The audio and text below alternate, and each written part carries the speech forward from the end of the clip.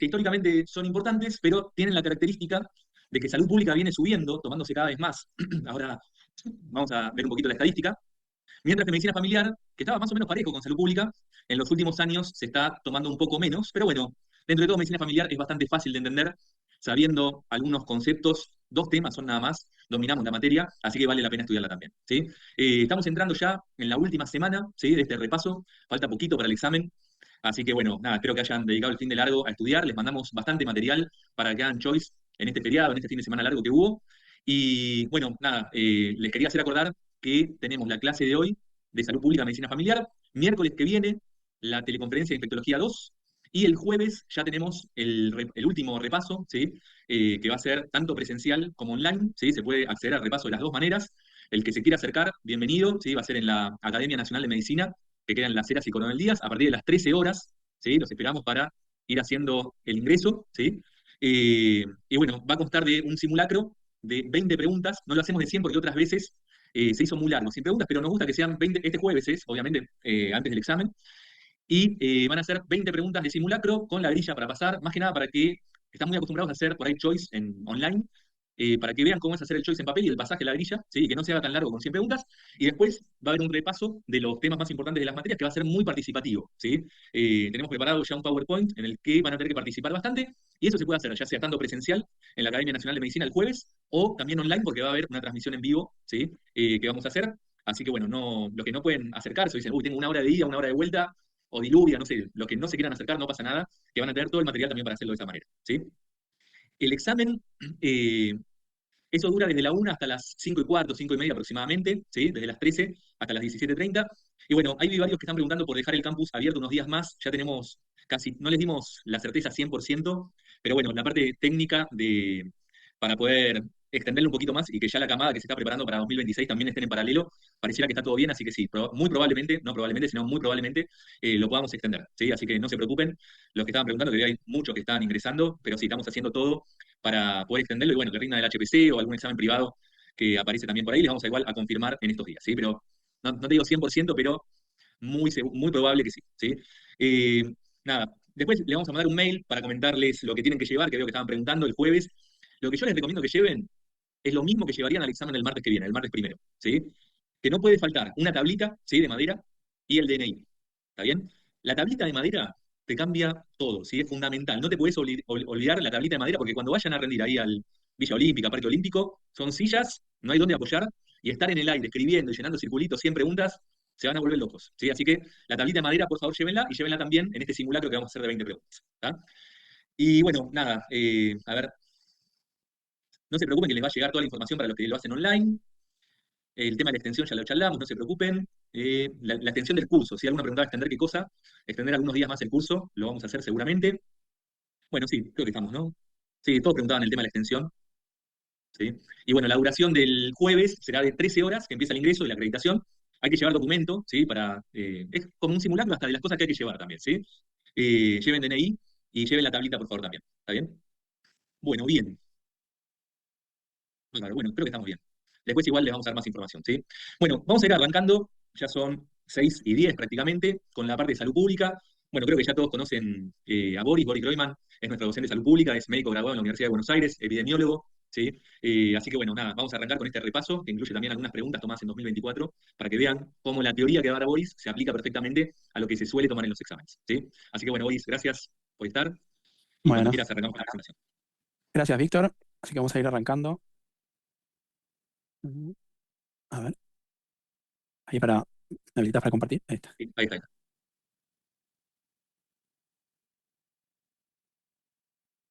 Bueno, ahí ven la primera diapo. Perfecto. Bueno, arrancamos entonces con el repaso. Acá lo que vamos a hacer es, como faltan tan pocos días, vamos a concentrarnos en un repaso de los temas más tomados, mencionando algunas preguntas que se tomaron en 2024.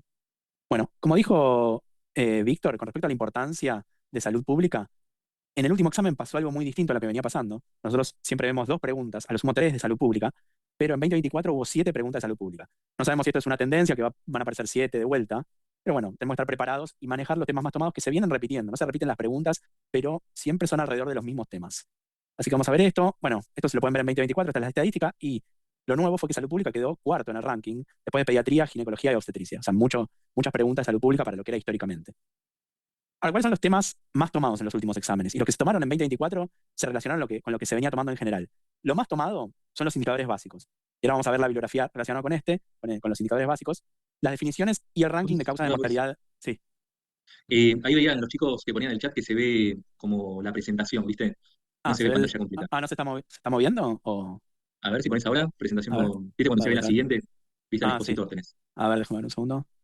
Eh, a ver, A ver ahí, con presentación de pantalla completa. ahí Ahí, que ahí va. ves. Sí, sí, sí, ahí va bien, ahí va bien. Está bien. Perfecto, perfecto, ahí está bien. Buenísimo. Entonces, lo más importante son estos indicadores básicos, que lo que vemos acá es un libro, un PDF muy corto de OPS o MS que entra todos los años. ¿Y qué es lo que más se suele tomar? Lo que se repite todos los años. Como decimos, este PDF de indicadores básicos tiene 20 páginas, tiene mucha importancia, porque se toma una o dos preguntas, y decimos que el rédito es muy alto. El rendimiento de estudiar esto, de mirar esto es muy alto, porque sobre todo se toma lo que está en la página 20, las definiciones de indicadores de salud de la página 20. Después tenemos otra bibliografía de salud pública que cubre todo lo que es diseños de estudios, teoría más de salud pública, pero vemos que son 85 páginas, 220 páginas, 521. Y se puede resumir en lo que vemos nosotros en el campus y en los resúmenes interactivos. Entonces, este es el libro de indicadores básicos. Como decíamos, 20 páginas, es el texto de más rédito, y en la página 20 tenemos estas notas técnicas y fuentes de datos. Y estas notas técnicas son las definiciones que tenemos que saber. Las definiciones más importantes son mortalidad infantil, mortalidad materna y las tasas demográficas. Tasa de crecimiento global medio, tasa de crecimiento vegetativo, que no se vienen tomando últimamente. Últimamente lo que se toma siempre es tasa de mortalidad infantil, tasa de mortalidad materna. Seguimos. Ahí, bueno. Entonces, algo que preguntaron en 2024, una pregunta de definición. ¿Qué denominador se utiliza para el cálculo de la tasa de mortalidad materna? Para que tengan una idea. Las mujeres en edad fértil, las mujeres con hijos nacidos vivos, los niños fallecidos luego del nacimiento. Ahí pueden votar.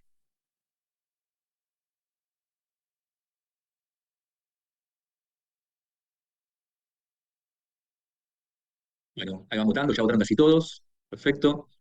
Fíjense cómo lo que les mencionaba Boris, esa página termina siendo fundamental. Y esta es una pregunta de 2024, es el último examen. Así que, bueno, ya votaron todos, finalizo la votación, compartimos resultados. Y bueno, la Bueno, mayoría votó la C, pero bueno, varios votaron la B también. hay la B, la A y alguno la D. Bueno, la correcta, esta es la que tienen que ver y sacarla en 5 segundos, porque hay que recordar la definición y ya está. La correcta es la C, ¿no? Y lo importante de estas medidas de mortalidad son sobre todo las de mortalidad infantil y la mortalidad materna, como dijimos. Hay otras medidas menos tomadas. Tenemos la mortalidad bruta, que es la mortalidad general. La mortalidad materna o infantil es específica para un grupo. Pero si hablamos de mortalidad general, estamos hablando del número de muertes en la población sobre 1.000 habitantes. Y después tenemos la mortalidad infantil, número de funciones en menores de un año, en infantes, digamos, menores de un año, sobre 1.000 nacidos vivos. Y la mortalidad infantil, alguna vez lo tomaron esto, se divide en distintos componentes. La mortalidad neonatal, primeros 28 días de vida. Entonces el numerador son el número de funciones en menores de 28 días, es decir, desde los 0 a los 27 días, porque el día 0 es el día del nacimiento. Y además la mortalidad neonatal puede dividirse adentro en las muertes en la primera semana de vida y entre la primera semana de vida y los 28 días. Entonces ahí tenemos la mortalidad neonatal temprana de 0 a 6 días y la neonatal tardía entre los 7 y los 27 días. Es la división adentro de la mortalidad neonatal. Después tenemos la mortalidad postneonatal desde los 28 días de vida hasta el año de vida. Siempre el denominador de mortalidad infantil o sus componentes es 1.000 nacidos vivos. Y después la otra, que es importante, es la mortalidad materna, que como dijeron, es el número de funciones maternas sobre 10.000 nacidos vivos. A veces le pueden poner el factor de multiplicación, el 10.000 nacidos vivos, o le pueden decir sobre el número de nacidos vivos. Después hay otra que es la mortalidad perinatal, no tan tomada, que incluye en el numerador las muertes fetales tardías, de 22 semanas en adelante, y las neonatales tempranas, y en el denominador 1.000 nacimientos, que incluyen las muertes fetales y los nacidos vivos. Son muertes perinatales porque incluyen al nacimiento neonatal temprana, pero también muertes fetales. Pero esto no están tomado. Sobre todo recuerden mortalidad infantil y mortalidad materna. Algo importante es que la definición de mortalidad materna son las muertes durante el embarazo, pero también dentro del parto o el puerperio, hasta los 42 días después de la terminación del embarazo. Y esto es independiente de la duración del embarazo, no importa si es pretérmino o del sitio anatómico de la gestación. Si es un embarazo ectópico, también cuenta como una muerte materna. Y está debida a cualquier causa relacionada con o agravada por el embarazo mismo o por su atención, pero no por causas accidentales. Es decir, si una mujer embarazada tuvo un accidente de tránsito, no se considera una muerte materna. Después hay otra definición que es más laxa de mortalidad materna, que es la mortalidad materna tardía, que incluye muertes después de los 42 días y hasta el año de la terminación del embarazo. Esto lo mencionaron alguna vez, pero no es lo más tomado. Lo más tomado es el numerador y el denominador de la mortalidad materna. ¿Y cómo se clasifican las muertes maternas? Se clasifican en defunciones obstétricas directas o indirectas. Las directas son complicaciones obstétricas del embarazo, parto puerperio, son causas que solo pueden estar presentes en el embarazo. Por ejemplo, eclampsia no existe fuera del embarazo, entonces se llama defunción obstétrica directa. Placenta previa, desprendimiento prematuro de placenta, hemorragia anteparto, hemorragia posparto, todas estas como consecuencia del embarazo. Y después están las obstétricas indirectas, que ocurren por enfermedades existentes desde antes del embarazo o una enfermedad que evoluciona durante el embarazo, pero que se agrava por los efectos fisiológicos. Por ejemplo, COVID, si ocurre en una embarazada y produce una muerte, se clasificaría como defunción obstétrica indirecta. ¿Por qué? Porque COVID se agrava durante el embarazo y puede generar una defunción. Enfermedades cardiovasculares que tiene la madre, que también por impacto fisiológico del embarazo puede producir la muerte, también sería una defunción obstétrica indirecta, HIV, enfermedades respiratorias. Esa es la clasificación de las defunciones maternas. Ahora, algo que mencionamos es que también dentro de lo que es medidas de mortalidad se ha tomado el ranking de las causas de muerte en Argentina, ¿no? Y acá tenemos las causas más importantes de muerte en Argentina, que la primera es enfermedad cardiovascular, esto lo sabemos todos, segunda, tumores, tercera, enfermedades infecciosas y cuarta, causas externas. Las externas son las debidas a violencia, accidentes, suicidios, homicidios.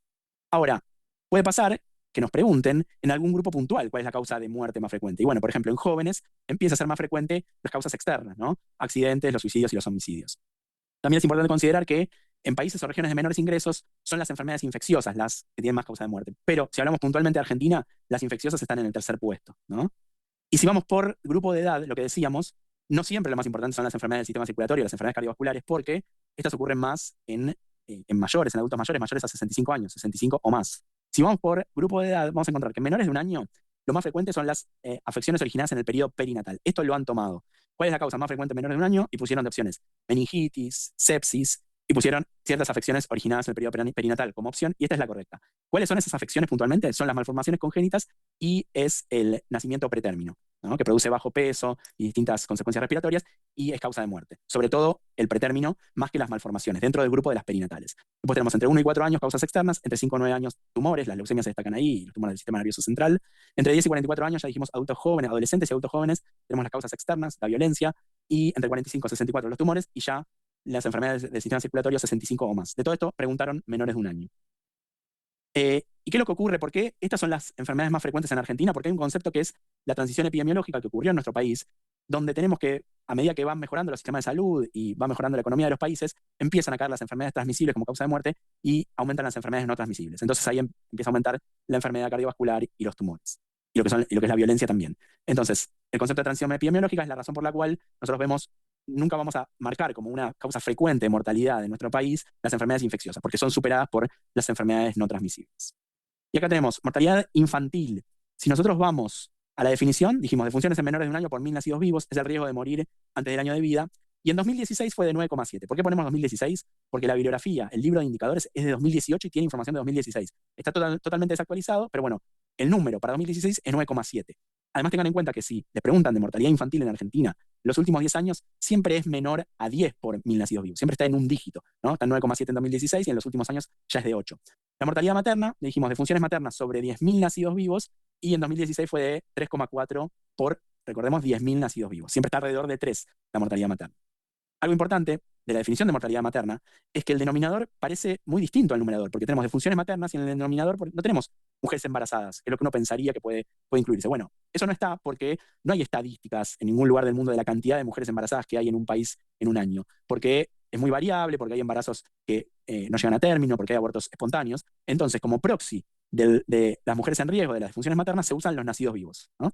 Por eso, recordemos, defunciones maternas sobre nacidos vivos. Y esta pregunta la vamos a tener bien si la llegan a tomar. Pero bueno, mortalidad infantil, mortalidad materna, pueden resolverlas muy rápido y pueden dedicarse a otras preguntas más difíciles.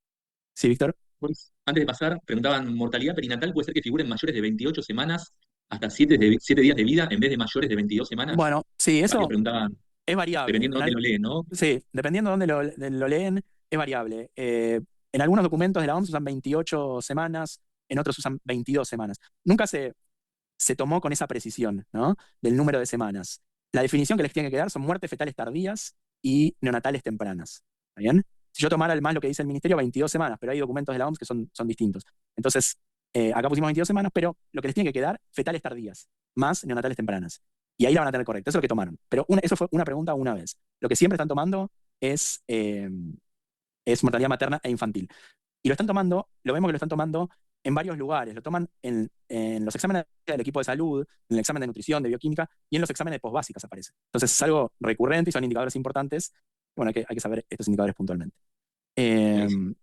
bueno, Después preguntaban perfecto. por qué el denominador es 10.000 en este caso. Es para que nos quede un número más amigable, digamos. Sí, sí, porque si fuera 1000, si multiplicas por una orden de magnitud menos, te queda que la mortalidad materna es 0,34 por 1000, ¿no? Es Claro. como Bien. 0,34 mujeres de funciones maternas por 10.000 por 1000 nacidos vivos, no queda bien. Siempre se busca que tenga un número entero, pero no decimal, pues 0,34 personas por 1000 nacidos vivos. Entonces lo multiplicas, como es un número muy bajo, lo multiplicas por 10.000, te queda 3,4 por 10.000, ¿no? Por eso se usa ese factor de multiplicación. Esa es la razón. Recuerden, es bajo, entonces si les aparece alguna opción donde tengan que elegir un número, va a ser 3, 3,4. Pero bueno, no suelen tomar el número preciso. Es muy raro que eso pase. Alguna vez pasó, pero no lo suelen tomar. Bueno, Eh, bien. bueno, perfecto. Bueno, Están copiando ahí en el chat preguntas enteras. Ahí mejor sí. pregunten en el foro, porque si no, no tenemos que quedar Sí. leyendo. Ahí salió una de Sabina, pero creo que la respondiste, ¿no? La de la transición epidemiológica, que es aumento Sí. de. Ah, la dice como correcta, a ver, aumento de enfermedades transmisibles. No, implica un aumento de la mortalidad por enfermedades transmisibles, no. En la transición Claro, no, por epidemiológica eso. cae la mortalidad por La enfermedades respuesta era la C. transmisibles. Ah, está bien. No, la respuesta acá es la C. Sí, no, Claro. la D.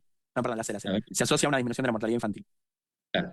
Está bien. Sí, sí, verdad. Eso. Bueno, el resto son incorrectas por lo que charlabas vos, ¿no? Claro. Que no están las transmisibles, las infecciosas, sino que las crónicas, Claro, la aumentan cardiovascular. las no transmisibles, aumenta por cáncer y enfermedades cardiovasculares, y no se observa exclusivamente en países desarrollados, se observa en todo el mundo. Incluso en Ah, países de África que tienen muy malos índices, se ve la transición epidemiológica. ¿Por qué cae la mortalidad excelente. infantil? Bueno, porque cae como toda la mortalidad. Cae la mortalidad en mayores de 65, cae la mortalidad en menores de un año, cae la mortalidad materna, y eso es parte de la transición epidemiológica. Bueno, No, bueno, ahí seguimos, está perfecto. respondiendo ahí en el chat. Eh, ahí seguimos. Bueno, Sí, hay algunas diseño, preguntas ahora que vienen que vamos a contestar ahora, así que vienen en los sí, temas que siguen. dale, bueno. Diseños de estudio, ¿cuál es el? Ahí puedes lanzar, Víctor.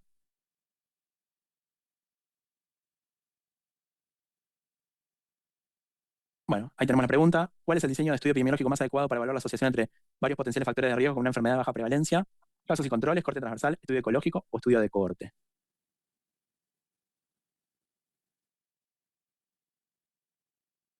Bueno, otra pregunta 2024. Como dijo Boris, 7 preguntas de salud pública en el examen 2024. Vamos a ver qué pasa este año. Pero bueno, no nos olvidemos salud pública porque si se toma así es más tomado que cirugía, ¿sí? Así que por favor, este repasito lo tenemos que dominar. Bueno, ya votaron casi todos. Finalizamos votación, compartimos resultados. La más votada fue la A, pero bueno, varios votaron la D también. Votaron Sí. estudios de cohorte algunos.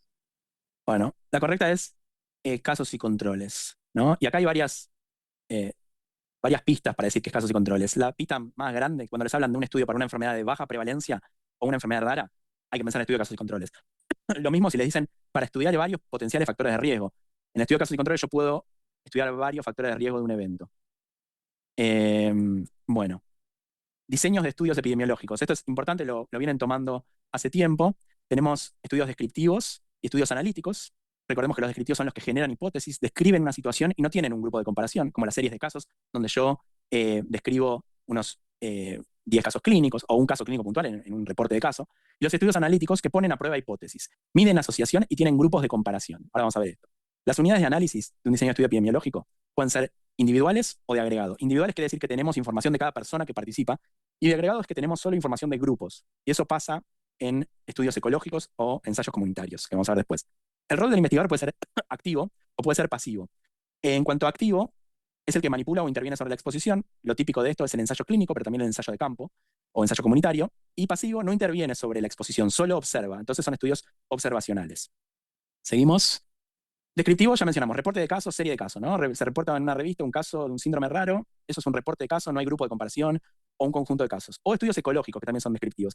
En este caso se tiene información de agregado, por ejemplo, nosotros podemos tener información de la mortalidad por enfermedad cardiovascular por provincia en Argentina, ¿no? Por cada provincia tenemos ese dato. Y además tenemos los datos de consumo de cigarrillos, ¿no? A nivel de ventas de cigarrillos. Y podemos correlacionar esa información para postular la hipótesis que hay una relación entre el consumo de cigarrillos y la enfermedad cardiovascular. En ese caso no tenemos información individual de si los muertos en tal provincia si eran fumadores o no. Entonces es un estudio ecológico, descriptivo y con información de agregado. Y los estudios analíticos, ya dijimos, se pueden dividir en dos según se trate de el rol del investigador. Están los observacionales, donde el rol del investigador es pasivo, que son los estudios de cohorte, casos y controles y estudios de cohorte transversal, y los experimentales, donde tenemos los ensayos clínicos y los ensayos comunitarios o ensayos de campo, ¿no? El ensayo clínico, todos lo conocemos, alguna vez preguntaron poniendo una lista de distintos diseños de estudios, cuál es el que genera más evidencia, ponían cohortes, casos y controles, estudio transversal, ensayo clínico. Bueno, el ensayo clínico, porque es el que más se parece a un experimento de laboratorio, es el que genera mayor grado de evidencia. Los ensayos comunitarios son como un ensayo clínico, pero a nivel poblacional, o ensayo de campo, donde yo lo que hago es manipular una exposición, pero a nivel, por ejemplo, de una ciudad. Le pongo flúor al agua a una ciudad y a otra no, y mido la incidencia de caries en esas distintas ciudades. Hay una manipulación de la exposición, pero no a nivel individual. Y bueno, este es un resumen, como un algoritmo para pensar qué estudio estoy viendo cuando me lo describen. Si hablamos de un estudio experimental, hay dos solos: los ensayos clínico, que es a nivel individual, donde tenemos un grupo experimental y un grupo placebo, o el ensayo de campo a nivel comunitario. Si no es experimental, si el investigador no asigna la exposición, estamos en presencia de estudios observacionales. Y ahora me pregunto, ¿tienen grupo de comparación o no? Si no tienen grupo de comparación, es decir, no permiten medir riesgo, no son analíticos, son los estudios descriptivos. Y ahí tenemos las series de casos, los reportes de casos y los estudios ecológicos. En cuanto a los estudios analíticos, ahí sí se abren tres opciones. Y esto tiene que ver con cómo mido la exposición y el evento. En un estudio de cohortes, yo parto de expuestos y no expuestos, y en esos dos grupos o cohortes evalúo si apareció o no el evento en los individuos. En un estudio de casos y controles, en cambio, parto de casos con la enfermedad y de controles sanos y evalúo hacia atrás, en forma retrospectiva, la exposición. Y si yo tomo un punto en el tiempo y hago una encuesta preguntando por exposiciones, eventos, puntualmente, estoy en presencia de un estudio de corte transversal. Entonces vamos a ver esto. Si yo hago una encuesta, por ejemplo, me pongo en la puerta de un hospital o hago una encuesta telefónica preguntando, ¿usted tiene diabetes, hipertensión, usted fuma? Eso es un estudio de corte transversal, no tengo seguimiento. Si tengo cohortes expuestas y no expuestas, por ejemplo, una corte de fumadores y una de no fumadores, y lo sigo a lo largo del tiempo y me fijo si hubo algún evento, como cáncer de pulmón o una enfermedad cardiovascular, y calculo riesgos en las dos cohortes, estoy en presencia, bueno, de un estudio de cohortes que usa una medida de asociación puntual. ¿Cuál es? ¿Qué medida de asociación se puede usar en el estudio de cohortes? Perfecto, excelente. RR, todo el mundo, riesgo relativo. Y el riesgo relativo es una razón o cociente entre dos riesgos: el riesgo en expuestos o la incidencia en expuestos, y el riesgo en no expuestos o incidencia en no expuestos. OR, no, ahí está, ahí hay un error. No se usa OR en estudio de cohortes. Si vamos a la incidencia, vamos a repasar rápido. ¿Cuál es el numerador de la incidencia? Casos nuevos, perfecto. Y el denominador es la población en riesgo. Bueno, casos y controles, empiezo desde el caso y del control sano, el caso con la enfermedad del control sano, y pregunto por muchas exposiciones de manera retrospectiva, ¿no? Y mido el riesgo con qué medida puntualmente en este caso. OR, perfecto. Uso el odds ratio.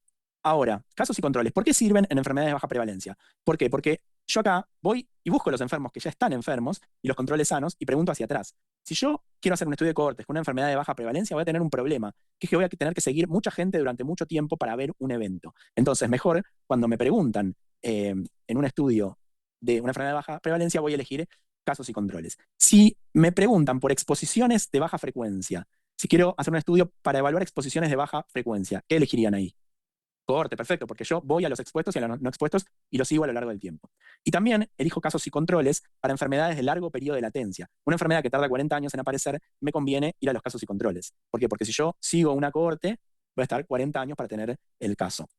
Bueno, ensayos clínicos tienen la característica de que tienen seguimiento, son experimentales, y la diferencia con los de cohortes, el diseño es muy parecido. La diferencia es que yo manipulo la exposición y expongo a los individuos a una medida protectora en general, ¿no? Porque un estudio de cohortes, yo no puedo hacer un ensayo clínico donde exponga al tabaco a las personas por cuestiones éticas. Pero en ensayos clínicos donde yo quiero evaluar una medida benéfica, entonces ahí manipulo la exposición, aleatorizo y hago lo mismo. Sigo a lo largo del tiempo y veo la presencia o ausencia del evento en los dos grupos. Bueno, entonces, para el choice puntualmente, tenemos casos y controles para enfermedades de baja frecuencia, de largo periodo de latencia, y que se relacionen, por ejemplo, con varios factores de exposición, porque ahí puedo estudiar muchos factores de exposición que pueden ser factores de riesgo de esta enfermedad. Y para los de cohorte, cuando la exposición es de baja frecuencia. Se usa mucho para exposiciones en industria, por ejemplo. Se puede tomar a los expuestos en una fábrica, los que están trabajando con los químicos, y los que están en esa misma fábrica en una oficina, y ver la diferencia de la aparición de eventos en los dos grupos. Y puedo ver muchos eventos relacionados con una misma exposición, ¿no? Porque yo estudio esa cohorte, la sigo y puedo ver varios eventos. De la misma manera que en el de casos y controles podía haber varias exposiciones. Los casos y controles suelen ser más económicos y cortos de hacer que los de cohortes. Ahora, voy a seguir avanzando y después vamos a hacer un resumen de las dudas, porque van apareciendo muchas y no quiero interrumpir, y después vamos retomando un poco.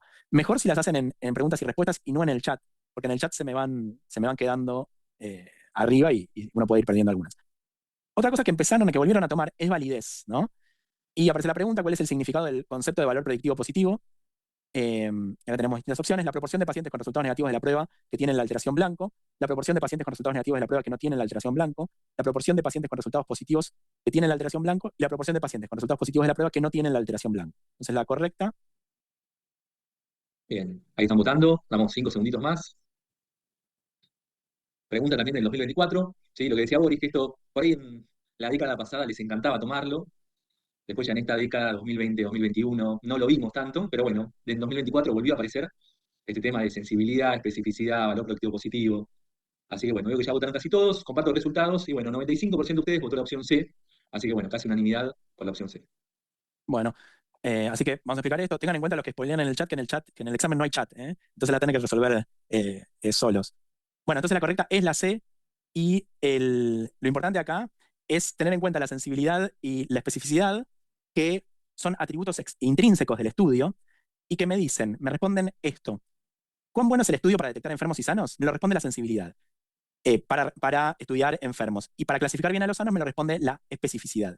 El valor predictivo positivo es otra medida y tiene que ver con que si yo tengo en la clínica un positivo sentado delante mío, me dio positivo con un estudio, bueno, ¿cuál es la probabilidad que realmente esté enfermo? O si me da negativo, ¿cuál es la probabilidad que realmente sea sano? En ese caso, para el valor predictivo negativo. Entonces, lo que tenemos que conocer son los conceptos de sensibilidad, especificidad, valor predictivo positivo y valor predictivo negativo. Para esto, se puede razonar con esto que es una tabla de 2 por 2, que es la matriz de confusión, donde cruzamos la enfermedad y el resultado del estudio. Y lo que tenemos que tener en cuenta es que si la enfermedad está presente y el estudio da positivo, tenemos verdaderos positivos. Si la enfermedad está presente y el resultado da negativo, son los falsos negativos. Y el total de enfermos son los verdaderos positivos más los falsos negativos. Si la enfermedad está ausente y el estudio da negativo, estamos en presencia de los verdaderos negativos. Y si la enfermedad está ausente y el estudio da positivo, estamos en presencia de los falsos positivos. Y si vamos a las celdas marginales, los enfermos son los verdaderos positivos más los falsos negativos, los sanos son los falsos positivos más los verdaderos negativos. Entonces, conociendo esto, podemos entender lo que es sensibilidad. Sensibilidad es la capacidad del estudio de detectar a los enfermos. Entonces, en el numerador van los verdaderos positivos y en el denominador van los enfermos, verdaderos positivos más falsos negativos. La sensibilidad responde a la pregunta, ¿qué proporción de personas con la enfermedad son detectadas por el estudio? Se calcula de esta manera y también si tenemos el porcentaje de falsos negativos, podemos calcular como 100% menos el porcentaje de falsos negativos, ¿no? Cuanto más bajo es el porcentaje de falsos negativos, mayor es la sensibilidad, ¿no? Tanto por esta resta como por esta división, porque los falsos negativos están en el denominador. Bueno, esa es la definición de sensibilidad. Vamos a especificidad y es la capacidad del estudio de clasificar correctamente a los sanos. Entonces acá tenemos en el numerador los verdaderos negativos sobre el total de sanos. Y todos los sanos son los verdaderos negativos más los falsos positivos. Y también lo podemos calcular como 100% menos el porcentaje de falsos positivos, ¿no? Cuanto más bajo es el porcentaje de falsos positivos, más alta es la especificidad. Esto es lo más importante. Esto era un clásico en nuestra época, ¿no? Nosotros con Víctor, que somos viejos, lo tomaban siempre cuando el examen único no existía y era el examen de MUNI de Ciudad de Buenos Aires, y siempre había preguntas de sensibilidad y especificidad. Y en 2024 apareció el valor predictivo positivo, ¿no? Que es un concepto de validez que vamos a ver ahora. Valor predictivo positivo es la proporción de personas positivas con el estudio que tienen la enfermedad. Entonces, el signo es igual para para todos los términos de la ecuación. Entonces, es verdaderos positivos sobre todos los positivos, que son los verdaderos positivos más los falsos positivos, ¿no? Y el valor predictivo negativo es todo en signo negativo. En el numerador ponemos los verdaderos negativos, en el denominador los verdaderos negativos más los falsos negativos. Algo importante del valor predictivo es que depende de la sensibilidad, la especificidad y también de la prevalencia de la enfermedad, ¿no? Y esto lo pueden pensar intuitivamente. Si yo hago un estudio para una enfermedad de un paciente y me da positivo, si este paciente pertenece a un grupo que tiene alta prevalencia de esa enfermedad, bueno, hay más probabilidad de que sea positivo que realmente esté enfermo, ¿no? Me dio positivo y la enfermedad es de alta prevalencia en esa población, entonces es más probable que tenga la enfermedad. Entonces, cuanto más alta es la prevalencia de una enfermedad, mayor es el valor predictivo positivo de ese resultado. Entonces, resumiendo, hablamos de indicadores básicos, definiciones, mortalidad infantil y materna, las más importantes, y el ranking de causa de mortalidad. Primero, si hablamos de mortalidad global en Argentina, la mortalidad general es enfermedades cardiovasculares, tumores, infecciones, causas externas. Si vamos a menores de un año, enfermedades iniciadas en el periodo perinatal. Características de diseño de estudios, pensar si nos dicen alguna cosa de baja prevalencia, de estudiar varias exposiciones, estamos en casos y controles. Y estaríamos en cohortes si nos preguntan, por ejemplo, varios eventos relacionados con una exposición o cuando estamos en presencia de una exposición de baja frecuencia. Y validez, las definiciones con las fórmulas. Bueno, ahí terminamos. No sé si, bueno, en preguntas y respuestas pusieron la mortalidad infantil. Bueno, eso ya está. Em, Me preguntan por qué. Alguno pensó que en el ensayo clínico aleatorio no se pueden calcular medidas de incidencia. Sí, en el ensayo clínico sí se puede calcular incidencia, porque tengo seguimiento. Y yo cuando tengo seguimiento en una cohorte o en un ensayo clínico, tengo casos nuevos y una población en riesgo, una cohorte o un grupo experimental o un grupo placebo en riesgo. Entonces puedo calcular incidencia. ¿Dónde no puedo calcular incidencia? A ver si me pueden decir de estos estudios analíticos. ¿Puedo calcular incidencia en el estudio? No, perfecto. En el estudio de corte transversal, algunos dicen ese, y casos y controles. Porque en esos no puedo tener los casos nuevos, no sigo a una cohorte. Ese sería uno. De las perinatales, entonces pretérmino primero y después malformaciones, sí, así es. Pretérmino 50%, malformaciones 25, 30%. ¿El estudio transversal es de carácter descriptivo o analítico? Bueno, es otro tema polémico. En algunos lugares aparece observacional descriptivo y en otros analítico. Depende de la bibliografía. Si tuvieran que ponerlo, pónganlo en observacional analítico. Es lo más frecuente que se dice en la bibliografía, pero es rarísimo que tome justo eso. ¿La definición de causa obstétrica indirecta se sobrepone a la defunción materna tardía? No, ahí está mezclando las cosas. Defunción obstétrica, directa o indirecta, depende de las causas. Ya dijimos, directa, eclampsia, un desprendimiento de placenta, todas relacionadas con el embarazo. Y la indirecta ya le dijimos que es cuando se agrava una enfermedad como COVID durante el embarazo. Ahora, la tardía es una definición de tiempos, nada más. Es entre los 42 días post terminación del embarazo y el año, nada más. Entonces, uno podría tener una mujer que muere de COVID, que se agravó durante el embarazo, a los 43 días, y sería tardía. Pero lo de tardía es solo el periodo, no tiene que ver con la causa. Bueno, preguntan por cohorte retrospectiva versus casos y controles. Bueno, los estudios de cohorte, ahí hay algo que pueden ser retrospectivos y pueden ser prospectivos, ¿no?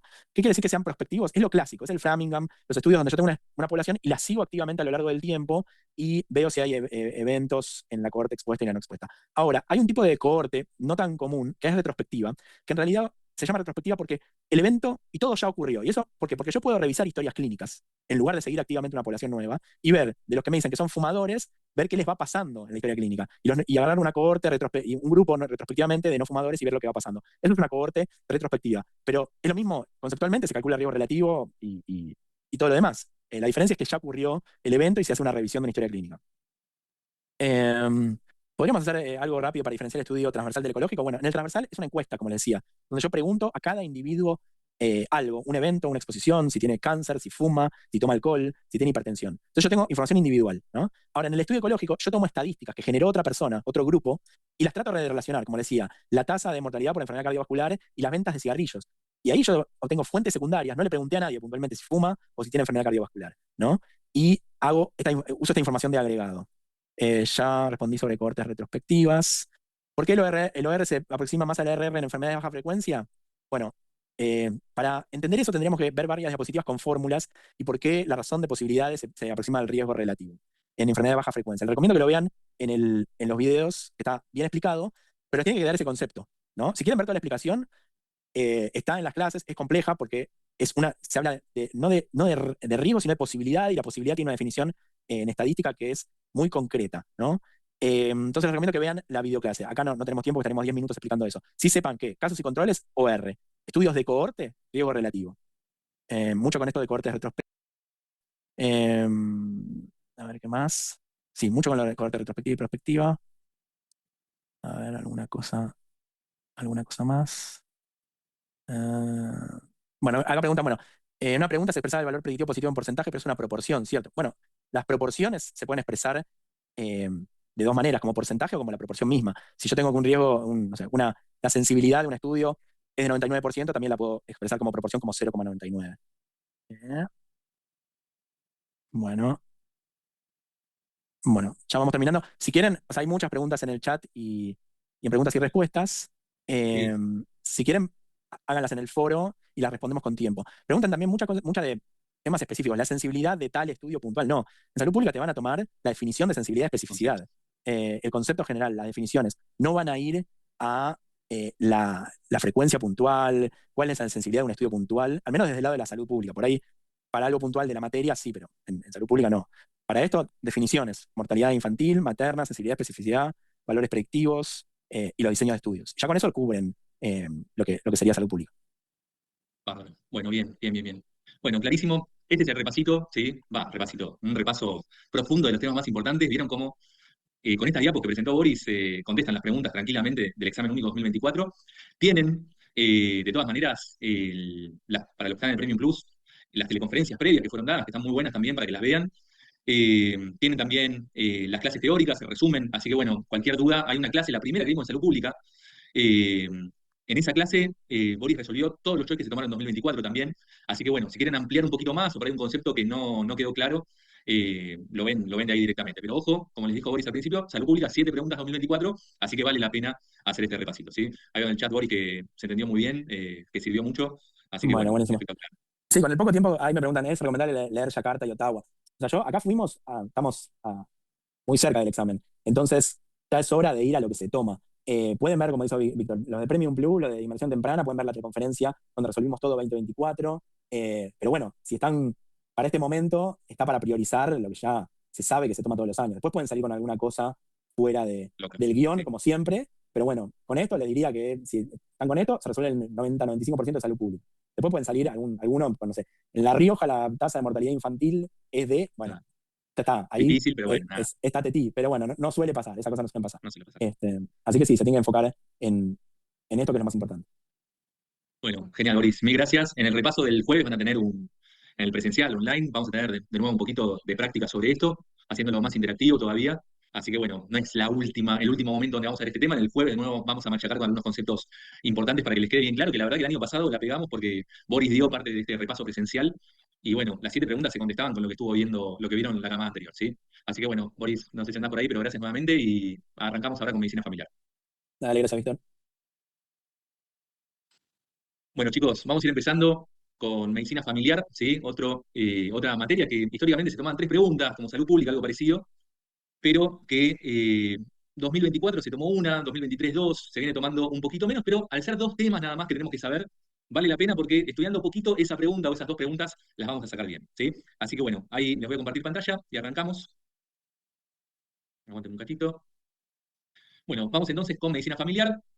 Espero que les quede pilas todavía, seguramente habrán estado estudiando durante el día, después la charla de salud pública, y ahora los torturo yo con esto de medicina familiar, pero vamos a hacerlo cortito, ¿sí? Conciso, yendo al grano de lo que se toma, ¿sí?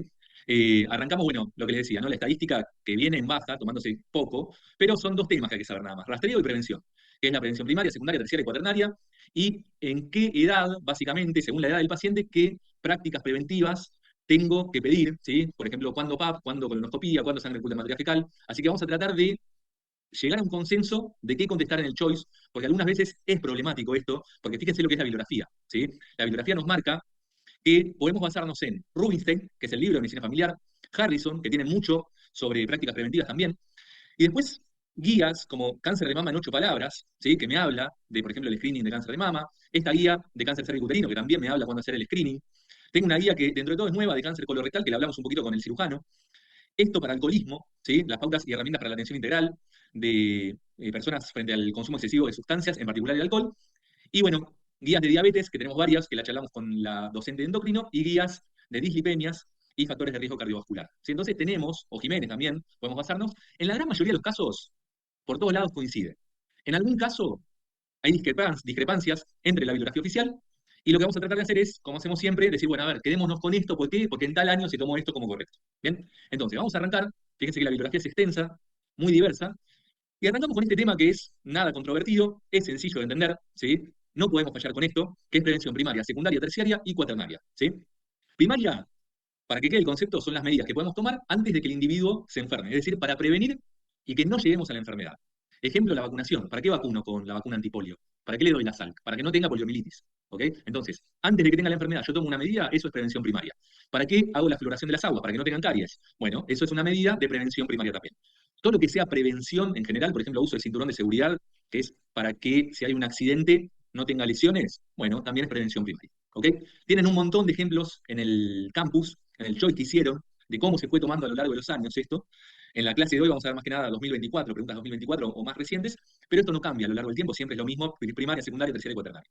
Primaria quedó entonces, secundaria es en otro estadio que vamos a intervenir, que es en el estadio que el paciente ya está enfermo, pero todavía en periodo asintomático. Y lo que queremos hacer con la prevención secundaria es detectar la enfermedad en un periodo temprano. ¿Para qué? Para mejorar el pronóstico. ¿Sí? Si yo detecto un carcinoma cervicouterino cuando está muy temprano, seguramente voy a tener un pronóstico mucho mejor y voy a llegar a la curación en muchos casos. ¿Sí? Lo mismo con el cáncer de mama o con el cáncer de colon. ¿Sí? Quizás hice una colonoscopía, había un pólipo medio raro, lo saqué, bueno, era una neoplasia y ya está, sacando el pólipo, el paciente ya está curado. Si no hubiera hecho la colonoscopía, el pronóstico hubiera sido mucho peor. Por lo cual, los ejemplos típicos de prevención secundaria, mamografía, PAP, ¿sí? Todo lo que es screening es prevención secundaria. Y se hace en el paciente cuando todavía está asintomático para detectar la enfermedad lo antes posible para mejorar el pronóstico. ¿Sí? Y después tenemos prevención terciaria, fíjense cómo es la cronología, ¿no? Primero el paciente sano, después el paciente enfermo pero asintomático, después enfermo sintomático, que ahí ya no puede hacer nada, y el resultado de la enfermedad puede ser la muerte o la recuperación. Pero la recuperación puede ser con o sin secuelas. Y acá es donde interviene la prevención terciaria. Para evitar las secuelas post-enfermedad, aparece la prevención terciaria, que el típico ejemplo es, por ejemplo, después de una ACV, hacer kinesiología de manera temprana, ¿sí? Rehabilitación temprana. Bueno, ese es el típico ejemplo de prevención terciaria. ¿Ok? Ahora, y cuaternaria, bueno, esto se tomó, fíjense, acá tienen la pregunta del examen único 2022, ¿sí? Les voy a poner para que voten, a ver qué les parece la más correcta. Fíjense lo que dice, ¿cuál es un ejemplo de prevención cuaternaria? Me ponen test de HPV, recién a partir de los 30 años, rastreo de POC con espirometría en asintomáticos, rehabilitación en ACV o cuidados paliativos en pacientes con cáncer de páncreas. ¿Sí? Entonces, acá tienen una pista, acá a la derecha, este es un cuadrito que a mí me gusta, que es un doble entrada de ninguna enfermedad y sintomático o asintomático, y vemos prevención primaria, es cuando el paciente no tiene enfermedad y se siente bien. Secundaria es cuando ya tiene enfermedad, pero en el periodo asintomática. Terciaria, que tenemos en el extremo derecho abajo, cuando tiene enfermedad se siente mal, que es para la rehabilitación. Y ahora vamos a hablar de cuaternaria, que veo que está generando conflicto esta pregunta. ¿Sí? Finalizo la votación en 2 segundos, voten ahora los que no votaron. Y les comparto resultados. La mayoría votó la opción D, que habla de cuidados paliativos en pacientes con cáncer de páncreas. Y el 42% votó la A, que es la correcta, que habla de realizar test de HPV recién a partir de los 30 años. El concepto que tiene que quedar es que la prevención cuaternaria es lo que hacemos, ¿sí? Son las medidas que tomamos, las acciones que tomamos para evitar hacer estudios de más que puedan terminar perjudicando a nuestro paciente. ¿Sí? Esa es la idea. ¿Por qué la D es incorrecta? Porque no es una acción que está de más darle cuidados paliativos en un paciente que tiene cáncer de páncreas. ¿Sí? En caso de necesitarlo, esto está perfecto. ¿Sí? ¿Se acuerdan cuando vieron bioética primum non nocere? Lo primero, no hacer daño. Bueno, a veces, cuando uno hace demasiados estudios, termina perjudicando al paciente. Y esto se ve cuando uno hace el test de HPV a una mujer de 21 años, por ejemplo. ¿Sí? Si uno hace un test de HPV a una mujer de 21 años, es probable, o 25, pongámosle 26, es probable que venga positivo, pero por más que me viene positivo, no me está hablando ese test positivo de que la paciente va a tener cáncer cervicuterino, porque en la mayoría de los casos eso va a ir desapareciendo con el tiempo. ¿Sí? Entonces, realizar el test de HPV recién a partir de los 30 años y no en menores de 30, o sea, la opción A se puede leer como no hacer test de HPV en menores de 30. Eso es, evitar estudios que son innecesarios y que pueden provocar un estrés, un sufrimiento al paciente, porque, uy, tengo HPV, empiezo a googlear y al googlear me encuentro que el HPV da cáncer cervicuterino. La mujer se pone mal, obviamente, ¿sí? Porque le hice un diagnóstico, pero en realidad eso no me cambia nada, porque lo más probable es que no tenga cáncer de útero, ¿sí? De cuello uterino, y esto termine desapareciendo solo. Entonces, prevención cuaternaria muy relacionada con no hacer daño, no pedir estudios de más, no encarnizamiento terapéutico. ¿Sí? Si quieren leemos esto, que está bien explicado. Dice, acción implementada para detectar a un paciente o a una población en riesgo de sobremedicalización, protegerlos de intervenciones médicas invasivas y proponerles procedimientos y cuidados éticamente aceptables. ¿Sí? Entonces, nada, esto es el ejemplo de prevención cuaternaria, está perfecto. Y dicen, si la A podría ser prevención secundaria, ¿sí? Si la A es prevención secundaria, el tema es que en este caso me dicen realizar test de HPV recién a partir de los 30 años. ¿Sí? Si me dijera test de HPV nada más, es prevención secundaria. ¿Ok? Test de HPV es prevención secundaria y nada más. ¿Ok? Ahora, si me dice hacer test de HPV solamente en menores de 30 años, es prevención cuaternaria. ¿Ok? Y cuidados paliativos yo no lo definiría como prevención. ¿Sí? O sea, si una persona tiene un cáncer de páncreas con él irresecable y se le pide, se le hace cuidados paliativos, eso no es una sobremedicalización o estoy haciendo un encarnizamiento terapéutico con un cuidado paliativo a un cáncer de páncreas irresecable. ¿Sí? Bueno, y analizamos las otras. EPOC en paciente asintomático, si le pide una espirometría, sí, correcto, es secundaria. Y la C, lo hablamos, ¿no? Rehabilitación motriz en pacientes con ACV es prevención terciaria. ¿Ok? Así que bueno, tengan este dato, no encarnizamiento terapéutico, no sobremedicalización, no pedir estudios de más en población que no lo necesita. ¿Sí? No sé, le pueden poner otro ejemplo. Realizar mamografía en pacientes menores de 30 años. Bueno, eso no está bien. Y pedir nada más que mamografía a partir de los 40, 50 años es un ejemplo de prevención cuaternaria. ¿Sí? Eh, ¿Se entiende? O sea, más que nada la prevención cuaternaria es lo que no hay que hacer, evitar el encarnizamiento. ¿Sí? Claro, el test de HPV está indicado a partir de los 30. ¿Bien? Bueno, bien, bien. Avanzamos un poquito más. Creo que la cuaternaria es la más difícil de entender, pero bueno, razonen como la opción A, no pedir test de HPV menores de 30. ¿Sí? Es lo mismo, básicamente, está planteado distinto, pero no pedir test de HPV menores de 30 es un ejemplo de prevención cuaternaria porque estoy evitando pedir estudios de más. ¿Sí? Ahora vamos a ver igual cuándo se pide mamo, que hay que están charlando en el chat, cuándo se pide cada estudio. Estamos recién viendo prevención, primaria, secundaria, terciaria y cuaternaria. Se tomó en 2022 y se tomó en 2024 también. Ahora les pongo la votación. vayan leyéndola nomás esta, pero fíjense que se tomó algo parecido, y esta es una pregunta realmente conflictiva. La anterior no es conflictiva, pero esta definitivamente que es conflictiva. Yo la hubiera apelado, ¿sí? Porque si se van a la bibliografía oficial, queda clarísimo que es conflictiva esta, ¿sí? Por ahí muchos veo que la están contestando bien, por ahí ya la estudiaron, lo que me parece muy bien, pero si vieron el examen que le subimos al campus con feedback, la explicación queda claro porque es conflictiva, y de hecho está la cita de Rubinstein que ahora les voy a poner, ¿sí? Bueno, la gran mayoría puso prevención secundaria, lo cual fue correcto, ¿sí? Según las autoridades, pero tenemos que tener en cuenta esto, y esto está en una clase teórica de medicina familiar que tienen en el campus. Fíjense lo que dice Rubinstein, cita textual, ¿eh? Si se define que la hipertensión es una enfermedad, entonces tomar la presión es prevención secundaria, porque estamos detectando individuos enfermos, asintomáticos, y el tratamiento temprano de la hipertensión disminuye la mortalidad, ¿sí? Si yo interpreto la hipertensión como una enfermedad, al tomar la presión estoy buscando los enfermos asintomáticos, lo típico de prevención secundaria, ¿ok? Y esto es lo que dieron como correcto. Ahora, dice, sin embargo, si se define la hipertensión como un factor de riesgo y no como una enfermedad, tomar la presión y controlarla es prevención primaria, ya que evitamos que aparezcan enfermedades como enfermedad coronaria, enfermedad cerebrovascular o renovascular, ¿sí? Entonces, queda clarísimo que es una pregunta conflictiva, porque esta es una cita textual del Rubinstein, y en el mismo párrafo me dice que las dos pueden ser correctas, la A y la D, pero bueno, siempre me gusta decir, bueno, ¿qué dieron como correcto las autoridades? Que la hipertensión es una enfermedad, lo cual tiene lógica, ¿sí? Es factor de riesgo también, pero en este caso fue interpretado como enfermedad, por lo cual, si yo tomo la TA, voy a detectar a los individuos que tienen hipertensión en su fase asintomática, voy a comenzar un tratamiento y voy a mejorar el pronóstico de ese paciente, ¿sí? Entonces, nada, es conflictivo, ¿sí? Eh, pero bueno, nada, ténganlo en cuenta cómo se tomó en el examen único 2024, ¿sí? Bueno, a ver, veo que hay un montón de movimiento en el chat. Eh, bueno, lo que es rastreo ahora lo vamos a charlar, ¿sí? Todavía estamos en definición de prevención primaria, secundaria, terciaria y cuaternaria. Ahora vamos a ver los rastreos que se hacen a las diferentes edades, ¿bien? Bueno, ¿qué ponemos? Pregunta Gabriela. Bueno, las autoridades dijeron que es prevención secundaria. Tomaron eso como correcto, así que yo pondría prevención secundaria sin lugar a dudas, ¿sí? Bueno, ahora sí, vamos a rastreo de cáncer de mama, ¿sí? Rastreo de cáncer de mama es un tema que lo vamos a analizar según Rubinstein, según Harrison y según la guía de cáncer de mama en 8 palabras, pero hay total concordancia prácticamente, así que vamos a poder sacar una conclusión para llevarnos para el examen de la semana que viene. Rápidamente, ¿qué nos llevamos del Rubinstein? Nos llevamos que la recomendación fuerte es hacer rastreo a partir de los 50 años de edad, ¿sí? A partir de los 40 te dice, bueno, según criterio médico, si querés hacerla, no está mal. De hecho, cuando hablamos con Luisina en la clase de gineco, ella nos dice, bueno, en la práctica se hace mamografía a partir de los 40, ¿sí? Pero quedémonos para el examen con 50 años, que es la recomendación fuerte, ¿sí? ¿Y hasta qué edad recomienda Rubinstein? Hasta los 70, pongámosle, ¿sí? Y con grado B me dice hasta los 74, ¿ok?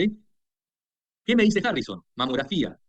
Me dice, mujeres de 40 a 49, bueno, también no está muy fuerte la recomendación, ¿sí? Pero sí es una recomendación fuerte, grado B, a partir de los 50 años y hasta los 74, ¿sí? ¿Cada cuánto? Cada 2 años, ¿ok? Entonces, venimos bien. Rubinstein y Harrison me dicen recomendación fuerte a partir de los 50, ¿ok?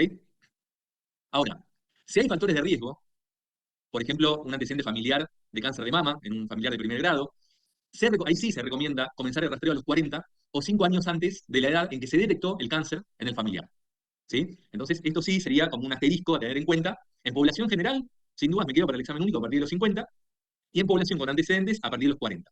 ¿Bien? Y nos vamos a la guía, que es lo que más vale. Alguien puso en el chat alguna vez, en otra clase, me acuerdo que está muy bien, que la guía mata texto, la guía le gana al libro. Y es bastante claro, ¿no? Me dice, se recomienda realizar el estudio mamográfico a las mujeres entre 50 y 70 años, asintomáticas, siempre y cuando no tengan antecedentes personales ni familiares de cáncer de mama, y cada cuánto, cada 2 años. Entonces, claramente, para cáncer de mama, no le busquemos la vuelta, ¿sí? Me quedo a partir de los 50 y hasta los 70. Como siempre les digo, igual busquemos la más correcta, porque si por ahí me ponen 48, y para los que hicieron los choice del campus, y todas las demás opciones me dicen radiografía de tórax, hemograma, que eso sabemos que no va, bueno, voy a ir tachando la que me dice radiografía de tórax por todos lados, y me quedó una que 48 años me decía mamografía, y bueno, es la más correcta igual, ¿sí? Pero me quedo con 50 años, comienzo mamografía, ¿cada cuánto intervalo? Cada 2 años, y hasta qué edad? Hasta los 70, ¿sí? Y recomendación tipo B sería hasta los 74 años, ¿sí? Les pido ahí que vayan, vamos a ver todo, ¿sí? Por ahí, no sé de qué están hablando, pero por ahí están hablando de colonoscopía quizás, o otras cosas, que preguntaban cada 5, no cada 10. Bueno, esto es, estamos hablando de cáncer de mama, ¿Sí? Ah, perdón. Ah, Paula, ahí te entiendo, perfecto. No, 5, quédense con esto de Rubinstein, ¿sí? Quédense con esto de Rubinstein, que es a partir de los 40 sea antecedentes o 5 años antes, no sea factores de riesgo, sea antecedente familiar. ¿Está bien? Bueno, bien, esto se viene tomando así, no le den mucha más vuelta. Está en la guía de cáncer de mama en 8 palabras. Así que quédense con esto que viene en este párrafo. ¿Ok? Ahora viene lo controvertido. Esto es no controvertido que lo tengo que estudiar en 5 minutos. ¿Sí? Vamos a lo controvertido, cáncer de cuello uterino. ¿Qué nos dice Rubinstein? Esto, varios de los choice que están en el campus, que les pusimos para hoy, dan como correcto, ¿sí? Por eso lo que les digo siempre, busquen la más correcta, ¿no? Dan como correcto comenzar con el PAP, comenzar con el rastreo de cáncer de cuello uterino, luego del inicio de las relaciones sexuales, ¿sí? Esto es lo que dice Rubinstein, pero no me voy a quedar con esto, ¿ok? Yo les presento lo que dice Rubinstein, pero vayan mentalizándose que no se van a quedar con esto. Lo que sí está bien de Rubinstein y coincide por todos lados es que el PAP es cada 3 años, luego de haber hecho dos que vinieron bien, ¿sí? El primero de su vida, listo, vino bien. Al año siguiente le hago otro, vino bien de nuevo, genial, ya tengo dos que fueron con un intervalo anual que vinieron bien, después sigo cada 3 años. ¿Ok? Eso estamos todos de acuerdo. Pero cuando empezar, hay bastante discrepancia, y yo no me quedaría con lo de Rubinstein para el examen de este año, ¿sí? Que me dice iniciar relaciones sexuales. Me voy a Harrison. ¿Qué me dice Harrison? A partir de los 21 años. ¿Sí? Entonces, de 21 a 65 años con recomendación tipo A, que es la más fuerte, cada 3 años. Acá coincidimos todos, cada 3, después de 2 PAP normales que fueron anuales. Pero, de nuevo, volviendo al concepto de que guía le gana a texto, me voy a leer esta guía que ya con Luisina la analizamos un montón, de cáncer cervicuterino, que me dice que la población objetivo es a partir de los 35 años y hasta los 65 años. Pero que si tengo disponibilidad, lo puedo empezar a los 25. ¿Sí? De hecho, me dicen, no empieces antes de los 25 con PAP. ¿Sí? No empezar antes de los 25 con PAP. No tiene sentido hacer un PAP a una menor de 25 años. ¿Ok? Entonces, ¿con qué me voy a quedar? Me voy a quedar con este concepto. No en menores de 25. En Argentina hay disponibilidad para el PAP, por lo cual está bien, a partir de los 25, empezar con esta técnica de prevención secundaria. ¿Sí? ¿Y por qué quiero que se queden con esto? Porque siempre, está bien, nos ponen una guía que dice otra cosa, otra guía que dice otra. ¿Con qué me quedo? ¿Sí? ¿Qué hacemos? Bueno, vamos a buscar qué se tomó, cómo se tomó y qué dieron como correcto, y me quedo con eso. ¿Sí? Y en 2022 se tomó este tema. ¿Y qué dieron como correcto? Dieron como correcto justamente hacer el PAP a partir de los 25 y el test de HPV a partir de los 30 años. ¿Sí? Acá Nelson preguntaba cómo se define disponibilidad. Está buena la pregunta, pero no sé si hay algo teórico como para definir disponibilidad, pero en la práctica vemos que el PAP es bastante accesible en la población general. ¿Sí? Pero claro, lo que dice Camila también es correcto, ¿no? Imagínate el que rindió este examen. Dice, me estudié el Harrison, me estudié la guía, me estudié todo y me ponen también la opción del Harrison, porque por Harrison es verdad, la correcta sería la B. ¿Sí? La B no está mal, porque me habla de mayor de 30. Tenga HPV a partir de los 30, eso no deja dudas. Por lo cual la C y la D la descarto de una. ¿Sí? Bien, sabiendo que test de HPV a partir de los 30 ya está. ¿Sí? O sea, la C y la D la voy a descartar. Pero la B no estaba tan mal. ¿Sí? Pero ¿con qué quería que nos quedemos? Con la guía argentina de cáncer cervicuterino, por lo cual mayor de 25 años es la correcta. ¿Sí? Y ahí veo que están preguntando algunas cosas de cómo hacemos el seguimiento después, que viene en la diapo que sigue. ¿Sí? Preguntaban también hasta qué edad. Bueno, esto queda claro, es a partir de los 65. Hay coincidencia por todos lados. Fíjense acá también Harrison y fíjense también Rubinstein, que habla de 65 años. ¿Sí? Entonces, ¿con qué concepto me quedo para el examen? Resumiendo, ¿cuándo arranco? Arranco a los 25, según la guía. Igual siempre busquen la más correcta, ¿no? Después, ¿cada cuánto? Los primeros dos de su vida, con una diferencia de un año. ¿Vinieron bien? Sigo cada 3. ¿Ok? ¿Y hasta cuándo? Hasta los 65 años. ¿Sí? Siempre y cuando, esto de Rubinstein está bueno, me vuelvo a Rubinstein porque esto está bueno, siempre y cuando a la mujer de 65 no le voy a hacer más si tiene los dos últimos PAP fueron normales, ¿sí? Recientes. Si no se hace un PAP hace 25 años y tiene 67, bueno, le hago el PAP igual. ¿Sí? Y acá María preguntaba, ¿no se inicia antes si se cumplen los 3 años? No me quedo con el tema del inicio de las relaciones sexuales, sino que me quedo con lo que dice la guía, que no habla de inicio de relaciones sexuales la guía, habla de 25 años, directamente. ¿Está bien? Así que cerremos con esto. Mi consejo es que se queden con esto. ¿Por qué? Porque en 2022 se dio como correcto 25 años. Y yendo a test de HPV, bueno, eso no es conflictivo, es bien claro por todos lados, que dice, acá se los resalté, es de la guía también, el test se ofrece a mujeres de 30 años y más. No se recomienda tamizar a mujeres menores de esa edad, porque si bien la infección por HPV es muy común en este grupo, en su mayoría son infecciones de tipo transitorio que podrán remitir por sí solas. Es decir, si le pido a una mujer de menos de 30 años el test de HPV, estoy haciendo estudios de más, por lo cual no estoy haciendo prevención cuaternaria. ¿Sí? Pedir nada más que test de HPV a partir de los 30 y no en menores de 30 es prevención cuaternaria. No estoy pidiendo estudios de más y haciendo sufrir a una paciente que el HPV se libere solo. ¿Sí? Y me voy al seguimiento que preguntaban antes, ¿sí? Me voy al seguimiento, que es, yo hago test de HPV y me viene negativo. Bueno, tengo que hacer a los 3 años de nuevo HPV y citología. ¿Sí? Ahora, me viene positivo, este cuadrito es tomable, no vi que se tome últimamente, pero es tomable, está en la guía. Y si me viene el HPV positivo, voy a leer la citología, ¿no? Si la citología es negativa, o sea, test de HPV positivo, pero citología negativa, repito la prueba de HPV y toma conjunta de citología a los 12 meses. Es decir, no voy a esperar los 3 años, sino que al año le vuelvo a repetir. Si en esa repetición me viene HPV negativo, listo, ahí sigo cada 3, como venía, como es el seguimiento habitual, ¿no? Ahora, si en esa vez que repetí al año me viene el HPV positivo, y cualquier resultado de citología, ahí tengo que hacer una colpo. ¿Sí? ¿Qué pasa si pido el HPV, me viene positivo, leo la citología, me viene anormal? Bueno, ahí tengo que ir a la tablita, ya esto es más de gineco, no medicina familiar, a ver si es ASCUS, cómo me vino, y a esa famosa tablita que les pusimos en el resumen, que según cómo me viene, el seguimiento que voy a hacer, si va a ser colpo, biopsia, espero 6 meses, ¿sí? Eso lo vamos a volver a repasar el jueves con Luisina, ¿sí? En el repaso presencial, y también en streaming lo van a tener como para volver a repasar, pero eso ya es más de la ginecología, ¿sí? Así que quédense con esto de cómo hacer el seguimiento. Bueno, ya lo saben, si los resultados vienen negativos, voy a hacer seguimiento cada 3 años. Ahora, si me viene HPV positivo con citología negativa, el seguimiento no es cada 3, sino que lo hago a los 12 meses. ¿Está bien? Es más fino eso, quizás, ¿sí? Pero bueno, nos quedamos con ese dato, ¿sí? Claro, acá el seguimiento, algunos están poniendo repetir cada 5 años si da negativo el test de HPV. Está bien esto que plantean, ¿sí? Porque en algunos textos lo que plantea es, si yo hago ambos estudios, no solamente PAP, si hago PAP, ya dijimos que es cada 3 años. Pero algunos textos plantean, si hago PAP en conjunto con test de HPV y los dos me vienen negativos, yo podría hacer el seguimiento cada 5. ¿Sí? Así que bueno, en este caso, nada, busquen lo más correcto. Es más fino esto, porque no es el screening en sí lo que me estarían tomando, sino el seguimiento de ese screening, ¿ok? Pero es correcto lo que plantean ahí María Consuelo, Angie, de que se puede repetir cada 5, ¿sí? Si se hacen las dos. De hecho, creo que Harrison, a ver, no era la tablita del Harrison. A ver, esto es de Harrison. Bueno, sí, no lo veo acá, pero sí. Estaba en alguna de las guías, está seguro. Claro, en la guía, creo que era de la guía, sí. Pensaba que en Harrison también estaba. Pero sí, cada 5 años también se puede hacer. Bien. Esto es como un poquito más fino. O sea, hasta acá lo que tenemos que saber, lo que dijimos, el test de HPV a partir de los 30, el PAP desde los 25, el PAP los 2 primeros anuales, después cada test, y hasta quedar hasta los 65 años. ¿Sí? Más fino, ya me iría a este algoritmo, principalmente viendo las primeras partes del algoritmo, porque el resto ya es de ginecología. ¿Bien?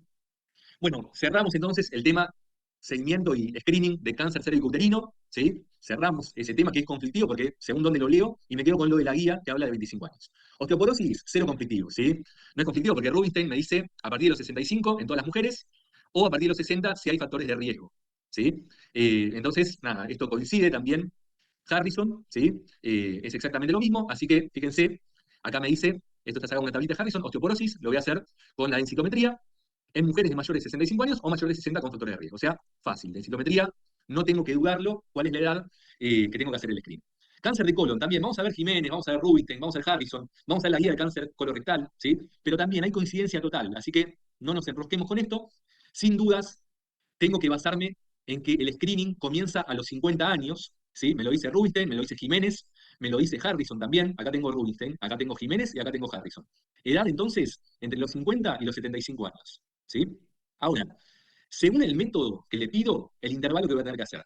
Y yo quiero que se queden para este año con el método de elección sangre oculta en materia fecal, ¿sí?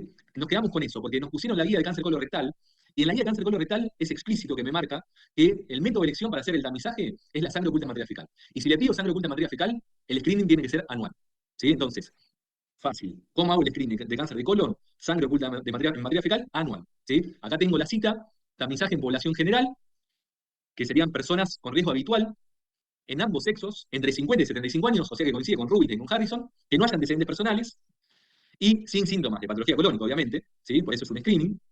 ¿Y qué se pide? Test inmunoquímico de sangre oculta en materia fecal de forma anual. Dice que es la mejor medida costo efectiva para la población de ambos sexos entre 50 y 75. Ahora, si me viene positivo, obviamente voy a derivar al paciente para la colonoscopía.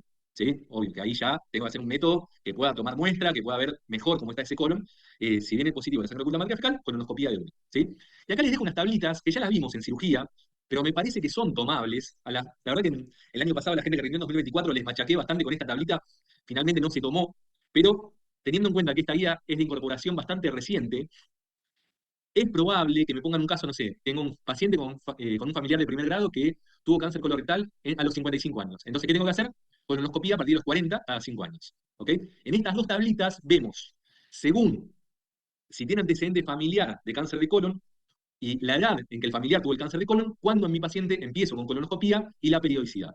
¿Sí? Y lo mismo si tiene, no sé, síndrome de Lynch, por ejemplo, poliposis juvenil, cuándo comienzo con la colonoscopía, ¿sí? Y cuál es el intervalo también. Esta se las dejo, creo que la tienen en el mini resumen también, se los pusimos para estudio, eh, porque bueno, nada, para mí puede llegar a ser tomable, ¿sí? Bien, avanzo un poquito más y me voy al alcoholismo. ¿Cómo hago el rastreo del alcoholismo? Interrogatorio. ¿Sí? Simplemente interrogatorio. Tengo que preguntar en la consulta médica, sin importar la edad del paciente, si toma alcohol. Y tengo dos métodos, ¿no? Tengo el método de Cage, ¿sí? Que es estas siglas que incluye, ¿ha sentido alguna vez la necesidad de dejar de beber? O sea, CAT, cortar. La A de annoyed, o sea, molesto, irritado, porque lo critican. La G de que se siente culpable. Y la E de eye opener, cuando abre los ojos ya tiene ganas de tomar alcohol para sacarse la resaca. Si nada más que una de estas cuatro preguntas me las contestan de manera afirmativa, hay alta sospecha, ¿sí? Con una sensibilidad del 70% de que el paciente tiene alcoholismo. Así que fíjense cómo un interrogatorio de cuatro preguntitas que me lleva un minuto me sirve para determinar con una alta sensibilidad si hay alcoholismo o no. Alta para lo que es interrogatorio, ¿no? Sin métodos complementarios. Pero este case está en Rubinstein, por lo cual está bien tenerlo en cuenta, pero la guía de pautas y herramientas para la atención integral de personas que acceden a sustancias, en especial el alcohol, me recomienda más este cuestionario, ¿sí? Y este cuestionario me valora estas preguntas, que son tres nada más. ¿Cuántas unidades de alcohol suele tomar en un día típico? Hasta 2 unidades serían 0 puntos y 3 o más unidades es 1 punto. ¿Con qué frecuencia toma más de 5 unidades o más de 3 si es mujer en un solo día? Menos seguido que una vez por mes es 0 puntos y mensualmente o más es 1 punto. Y después la tercera pregunta, si alguna vez no pudo cumplir con alguna de sus responsabilidades, cómo estudiar para un examen, llegar al trabajo u otra cita, bueno, si es sí, es 1 punto, ¿ok? Entonces, si contesta positivo alguna de las preguntas, hablamos de consumo de riesgo. Si contesta las tres positivas, consumo problemático. ¿Y para qué me sirve el interrogatorio? Porque según esto, voy a definir consumo de riesgo, consumo problemático, y me voy al algoritmo que tiene esta guía, que yo creo que es lo más tomable de la guía. Si van a estudiar algo de esta guía, estudiense la diapo anterior y este algoritmo, que me define la conducta a tomar, ¿no? Si es consumo de riesgo, bueno, voy a dar consejería, voy a orientar, orientación psicosocial, grupos de autoayuda, puedo mandar, grupos de referentes, psicoterapia, continuidad y cuidado. Mientras que si ya hay consumo problemático, la diferencia es que puedo ya implementar tratamiento farmacológico, ¿sí? Y incluso puedo implementar una internación breve. Entonces, lo que tengo que saber de esta guía básicamente es poder definir, según interrogatorio, si es consumo de riesgo o consumo problemático. Una vez que definí eso, voy a tener que definir la conducta. Si es simplemente consejería, grupo de autoayuda, o agregarle a eso tratamiento farmacológico y una eventual internación breve. ¿Ok? Así que con esto, con estas dos diapos, resumimos lo más importante de esta guía. ¿Ok? Entonces, alcoholismo, quiero que se queden con eso, por favor. ¿Bien? Bien, avanzo un poquito más y me voy a rastreo de HIV. ¿Qué me dice Harrison? Bueno, Harrison me habla de pedir en la población, yo le diría población sexualmente activa, acá me habla de 15 a 65 años, al menos una vez, obviamente si después hay algún riesgo que, me acuerdo de una pregunta, que creo que se las puse en el campus para hoy, que hablaba de ruptura de preservativo, bueno, obviamente voy a volver a pedir, pero al menos una vez en este rango etario, pedir o prueba rápida HIV, seguida de prueba confirmatoria o inmunoanálisis reactivo, ¿sí? Bueno, y nos vamos a diabetes, que acá sí es un poquito conflictivo, ¿sí? Después le puse una pregunta final para practicar esto, es a partir de qué edad pido glucemia en ayunas en la población general, ¿sí? ¿Qué me dice Rubinstein? A partir de los 45. ¿Qué me dice Harrison? A partir de los 45 años, citando a la ADA, ¿sí? ¿Cada cuánto tiempo? Cada 3 años, ¿sí? Ahora, en pacientes que tienen algún factor de riesgo para diabetes, que son un montón, voy a pedir, sin importar la edad, glucemia, ¿sí? Por ejemplo, antecedentes familiares de diabetes, un BMI mayor de 25, ¿sí? O sea, a partir de sobrepeso, sedentario, o sea, muchos de nosotros quizás, ¿sí? O sea, habría que pedir una glucemia. Bueno, esto es bien de Harrison, que habla de razas, que no se usa mucho en Argentina. Segunda hemoglobina glicosilada, hipertensos, obviamente, que tengan colesterol elevado o HDL bajo, triglicéridos altos, síndrome ovario poliquístico o que haya acantosis nígricans al examen físico o antecedentes de enfermedad cardiovascular. ¿Ok? Entonces, si bien en un paciente súper sano, que no tiene nada, es deportista, hace ejercicio, todo, ¿cuándo? 45 años. Ahora, si tiene algo mínimo, como sedentarismo, hipertensión o ya sobrepeso, tengo que pedirlo con anterioridad, ¿sí? De hecho, cuando diagnostique sobrepeso, de hecho en pediatría pasa, en chicos también, ¿no? Diagnostico sobrepeso, obesidad, le voy a pedir una glucemia, ¿sí? Especialmente cuando hay obesidad. Y me voy a la guía, ¿sí? De práctica clínica nacional sobre prevención, diagnóstico y tratamiento de la diabetes, tipo 1 tipo 2, perdón, del 2019, que es la guía que más estamos usando, junto con la docente endocrino, para estudiar el tema diabetes, y me dice, en población general, a partir de los 45, de nuevo, en menores de 45 que presenten al menos un factor de riesgo. Si es normal, repetir cada 3 a 5 años, según criterio médico. Pero, si me voy a la ADA 2023, que Harrison se basaba en la ADA, ¿no? Pero obviamente al ser un libro va todo más lento y no se basa en la última edición de la ADA, sino que es una edición más reciente, la que estamos viendo ahora, que es bibliografía oficial, me habla de comenzar a los 35 años. ¿Sí? Mi consejo, como siempre, busco la más correcta, ¿sí? Pero me seguiría quedando con la guía argentina, ¿sí? De 2019, que me habla de 45 años de edad para población sana. ¿Ok? Entonces, si bien es un poquito conflictiva esta, por esta ADA 2023, yo les recomendaría quedarse con 45 años. ¿Sí? Como siempre, buscando la más correcta, ¿no? Como le dije antes, la opción B me dice, pido glucemia, radiografía de tórax y, no sé, electrocardiograma. Y esa la taché, ya está. ¿Sí? Y me quedó por descarte una que me dice 38 años y la voy a marcar igual. ¿Sí? Está perfecto, 38 años, le pidió glucemia y las otras las descarté porque me hablaba de radiografía de tórax o hemograma. Listo, ya está, ni lo dudo y me voy a quedar con esto. ¿Sí? Bien, a ver, me voy a ir al chat, que hace rato que no lo veo. Claro, Cristian, no te va a pasar eso, ¿sí? No creo, eso ya es un choice con maldad, porque, y me quedaría con 45 de todas maneras, ¿sí? Y si es con factor de riesgo, como bien dice Juliana, claro, adelanto, ¿sí? No sé, de repente venía estudiando un paciente y ahora tiene obesidad, ni bien detecté obesidad, ya automáticamente le pido la glucemia. O ahora era un paciente sano y ahora es hipertenso, le tomé la presión, detecto hipertensión, le pido la glucemia, ¿sí? Y como dice Rodrigo, Rodrigo, mirate los videitos que están en el campus para el repaso, radiografía de tórax me facilitó la vida si la opción dice radiografía de tórax, porque esa ya la taché. ¿Sí? Ojo, lean bien, porque por ahí les ponen un caso en una neumonía, es radiografía de tórax. Pero para screening, para prácticas preventivas, radiografía de tórax no va. ¿Sí? Lo mismo en MURA. Bueno, y nos vamos a perfil lipídico, que nos vamos a basar en Rubinstein y en la guía de dislipemias también, que me quedo como recomendación fuerte en los hombres a partir de los 35 y en mujeres a partir de los 45. ¿Qué pido? Voy a pedir triglicéridos como ahí dudoso, ¿sí? Pero colesterol total y HDL lo tendría que pedir. ¿Ok? Y voy a arrancar a los 20 si tiene diabetes, historia familiar de enfermedad cardiovascular en menores de 60, antecedentes familiares de hiperlipidemia, tabaquismo, hipertensión. ¿Cada cuánto rastreo? Cada 5 años. ¿Bien? Me voy a la guía y fíjense lo que me decía el Rubinstein: 35 en hombres, 45 mujeres, grado A. ¿Qué me dice la guía? Bueno, acá lo tengo: hombres a los 35 y mujeres a los 45. Salvo que haya factor de riesgo cardiovascular, ¿sí? Que acá me dice, sugerimos que se realice una prueba de seguimiento de lípidos en hombres de entre 25 y 30 y en mujeres entre 30 y 35. ¿Sí? Nada, quédense con esto que están negritas, que me parece lo más importante, que coincide con lo que habla Rubinstein, ¿no? En población sana, población general, cuando empiezo el screen. ¿Bien? Esta tablita resume Harrison muy bien los principales screening que se hacen, que de este no hablamos: aneurisma de aorta abdominal, hacer una ecografía abdominal en varones de 65 a 75 años de edad que han fumado en algún momento de su vida, cada cuánto, una sola vez. De hecho, en el Clínicas, cada tanto sacan una campaña que dice, bueno, tenés entre 65 y 75 y alguna vez fumaste, te hago una ecografía abdominal. ¿Para qué? Para buscar si hay aneurisma de aorta abdominal. Bueno, consumo de alcohol, ya lo charlamos, se hace mediante interrogatorio. Acá frecuencia desconocida yo les pondría en cada consulta, ¿sí? Que es mediante interrogatorio, que lo vimos. Cáncer de mama, no deja dudas, entre los 50 y 75 años, cada 2 años, con la mamografía. Nunca pongan otro estudio que no sea mamografía, por favor. Para screening es mamografía, no va ni la eco, no va ni la resonancia magnética, es mamografía y nada más. Cáncer cervicouterino, esto lo voy a corregir, porque voy a poner 25 años según la guía. Ah, y acá estaba, esto era lo que charlábamos, que coincide con la guía, ¿sí? Que me dice que si pedí ambos, PAP más test de HPV, puedo hacer la prueba cada 5 años. ¿Sí? Bueno, clamidia y gonorrea, esto no es tomable, pero cáncer colorectal sí. Si pedís sangre oculta en ese es anual, que esto es lo que recomienda la guía argentina. Si pedís sigmoidoscopía cada 5 y si dice colono, cada 10. Depresión, es de buena práctica hacer un cuestionario periódicamente en todos los adultos, por la prevalencia que tiene. Glucemia en ayuno, ya lo charlamos, cada 3 años, a partir de los 45 años, ¿sí? Y si hay factores de riesgo. Bueno, hepatitis C, esto nunca vi que se tome. HIV, lo charlamos. Hiperlipidemia, bueno, acá me marca 40-75, pero quedémonos con lo que vimos en la guía. Hipertensión, tomar la TA, hay que hacerlo periódicamente en consultorio. Preguntar sobre violencia también está bien. Hacer un índice de masa corporal en cada consulta, les diría. Y osteoporosis, que creo que alguien lo preguntaba en el chat, y voy a esperar a esta diapo. No está bien claro cada cuánto hacerlo, pero en la práctica es una vez, ¿sí? Prácticamente sería una vez, no es que lo hacemos todos los años, ¿sí? Una densitometría y la población, sin dudas, mujeres mayores de 65 o si hay factores de riesgo a partir de los 60. ¿Qué pasa con cáncer de pulmón? ¿Sí? Si bien dijimos que la radiografía de tórax nunca va a ser opción correcta cuando hablo de screening, sí puedo hacer screening para cáncer de pulmón con tomografía computarizada de dosis baja. ¿Sí? ¿En qué rango etario, en qué población? Adultos, entre 55 y 80 años, con antecedentes de tabaquismo, con más de 30 pack year, ¿sí? Que siguen fumando todavía o dejaron de hacerlo en los últimos 15 años. Si pasaron más de 15 años que dejó de fumar, no entra ese paciente en el screening. ¿Sí? De hecho, acá dice, se suspende cuando una persona no ha fumado durante 15 años, o bueno, si tiene, no sé, 78 años, un cáncer de páncreas irresecable, bueno, no le voy a hacer este screening, ¿sí? Porque no va a poder ser sometido a una cirugía pulmonar curativa, por ejemplo. ¿Ok?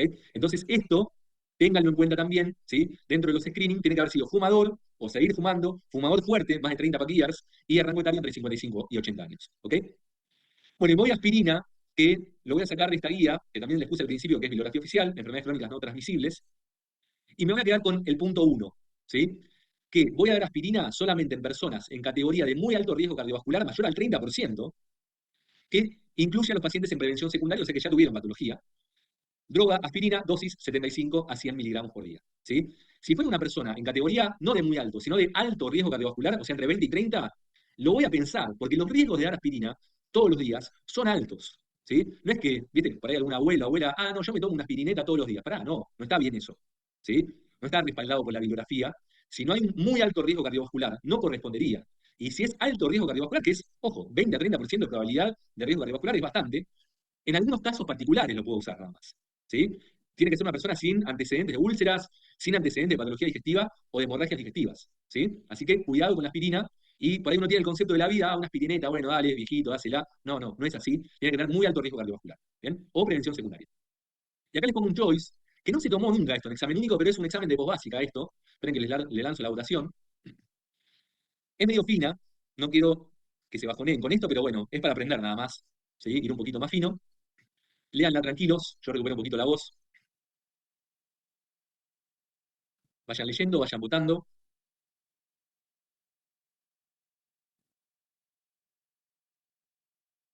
Bueno, bien, ahí vamos. ¿Qué pasó? No votó nadie. Están leyendo. Esta se ve que no la conocían, ¿eh? Porque recién votó el 5% de ustedes nada más. Están leyendo tranquilos, bien. Es difícil, ¿eh? No se bajoneen con esta, por favor. No quiero que a una semana del examen se vayan bajoneados. Es de posbásica, aparte, es más fina, ¿sí? Pero sirve para aprender un poquito y se responde con la guía oficial también, ¿eh? No es que le puse algo loco. Se responde con una cita a la guía oficial que ahora les voy a mostrar, ¿sí? Bueno, 5 segunditos más, ya deben estar cansados, doble clase hoy, 7:50 prácticamente de la noche. Y bueno, les corto la votación, finalizo, comparto resultados. Y bueno, muchos votaron la A, ¿sí? Que es la correcta, algunos la B y la mayoría votó la C, ¿sí? Entonces, cortamos acá el resultado, ¿sí? Y me voy a analizar un poquito la pregunta. Y dice, en personas adultas, la toma diaria de aspirina en dosis bajas ha demostrado reducir el riesgo de eventos cardiovasculares, pero una vez iniciado el tratamiento preventivo puede surgir la duda del tiempo en que se va a sostener. Entonces, tenemos un paciente en el que instauramos la antiagregación por riesgo cardiovascular elevado, pero se restratificó al año y ese riesgo bajó y no está más indicado. ¿No tiene? O sea, pasó del riesgo muy alto al riesgo intermedio con él, ¿sí? Entonces, ¿cuál es la conducta? Bueno, si salí del riesgo que me indicaba dar aspirina, porque se restratificó al año en un control y quedé en intermedio, ponele, corté la aspirina, ¿sí? Suspendo la antiagregación y después en cada consulta sigo estratificando y si de nuevo corresponde se la vuelvo a dar, ¿sí? Pero no hace falta tener dos restratificaciones que me digan que salió de riesgo alto como para sacar la aspirina. Y esto está en la guía, acá le pongo la cita, ¿sí? ¿Qué duración debe tener el tratamiento preventivo con aspirina? Una vez iniciado el tratamiento, debe ser indicado de modo indefinido, salvo que surja contraindicación o que el paciente en una nueva estratificación haya cambiado el riesgo cardiovascular, ¿sí? Es fina, no se preocupen, pero bueno, quédense, el concepto grande es este, ¿sí? El punto 1, ¿sí? No va aspirina para todos. El punto 1 es alto riesgo cardiovascular y nada más. De última, perdón, muy alto riesgo cardiovascular y nada más. De última también alto riesgo. ¿Ok? Bueno, y la última para terminar, vamos a esta pregunta que quizás es un poquito conflictiva, pero bueno, a ver con qué nos quedamos, ¿sí? Dijimos que cerramos y consensuábamos entre todos como más correcta una, ¿sí? Me habla de comenzar rastreo de diabetes en población general, no me habla de factores de riesgo. Así que bueno, nos quedamos con la guía argentina, acuérdense, guía de diabetes 2019, que cierra bien con Harrison, cierra bien con Rubinstein, pero no cierra con la ADA 2023. Pero bueno, votaron muy bien, sí, 91% eligió 45 años, que es lo que marcamos como correcto, y por ahí, bueno, el 9% votó 35, que sería según nada. Yo les recomendaría igual siempre, como decimos, guía argentina le gana a guía internacional, ¿sí? Así que me quedaría con los 45 años, ¿bien? Bueno, si no me equivoco, esta fue la última diapo, bueno, acá está la cita de la guía argentina, dejo de compartir, me voy un segundito al chat, ¿sí? Bueno, está bien lo que dice Angie, después agudeza visual, auditiva, esos controles, eso lo tenían creo que en una diapo del repaso en el campus, ¿sí? Que es a partir de los 65 años. Está muy bien lo que dice Angie, perfecto. Y bueno, para cerrar, ¿sí? Les recuerdo, nos queda una clase más de Infecto 2, ¿sí? Infecto 2, miércoles que viene a las 18 horas, puntual como siempre, y jueves presencial, ¿sí? O online también lo pueden hacer, donde vamos a hacer el simulacro y un repaso. Va a estar presente el docente de salud pública que tuvimos hoy, ¿sí? Por lo tomado que fue salud pública, que estimamos que puede volver a pasar, Luisina, ¿sí? Y voy a estar presente yo también. haciendo un repasito muy interactivo con ustedes, participando mucho, ya sea presencial ahí en la Academia Nacional de Medicina, para lo cual se tienen que anotar, ¿sí? En el campus, en la página principal de repaso, en el curso de repaso examen único, se anotan, ¿sí? Y van a poder acceder al presencial, y si no, lo hacen en streaming en vivo, y para los que no van a poder estar en esa hora porque trabajan o lo que sea, también queda grabado. ¿Sí? Así que tienen todas las alternativas. ¿Está bien? Bueno, chicos, espero que les haya servido. Fue largo, pero me parece que valía la pena. Falta una semanita, hay que ponerle pilas. Nos vemos el miércoles que viene, 18 horas, con la docente de Infecto. Y si no, muchos de ustedes los voy a ver por fin presencialmente el jueves a partir de la 1 en la Academia Nacional de Medicina. Que anden bien, saludos para todos y nos vemos el miércoles a las 18. Chau.